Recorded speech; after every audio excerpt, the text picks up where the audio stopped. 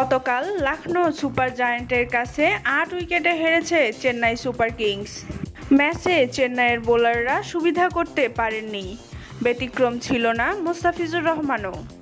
শেষের দিকে একটি উইকেট নিতে পারলেও প্রতি ওভারে রান দিয়েছেন ১০ করে।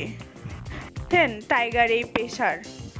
ম্যাচ শুরুর আগে মুস্তাফিজের কাছে দারুণ কিছু আশা করেছিল সাবেক ক্রিকেটাররা ও ক্রিকেট বিশ্লেষকরা।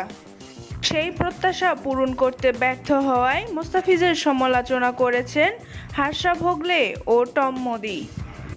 মুস্তাফিজুর রহমান, দেশপান্ডে ও জাদেজার সমালোচনা করে মোদি বলেন, তারা সবাই প্রতি ওভারে ১০ রানের বেশি করে দিয়ে ফেলেছেন। এমন বোলারদের কাছে আপনি কখনোই এমনটা প্রত্যাশা করবেন না। এটা চেন্নাইয়ের জন্য অপ্রত্যাশিত ছিল। মুস্তাফিজের কাছে সবচেয়ে বেশি প্রত্যাশা ছিল হর্ষার, তবে টাইগার পেসার সেই প্রত্যাশা পূরণ করতে হয়েছেন ব্যর্থ। প্রথম ইনিংসের তুলনায় দ্বিতীয় ইনিংসের পিচ ব্যাটিং বান্ধব আচরণ হওয়ায় মুস্তাফিজের জন্য কঠিন হয়ে গিয়েছিল বলে মনে করেন হর্ষা বলেন, চেন্নাই যখন ব্যাটিং করছিল তখন বল খানিকটা গ্রিপ করছিল।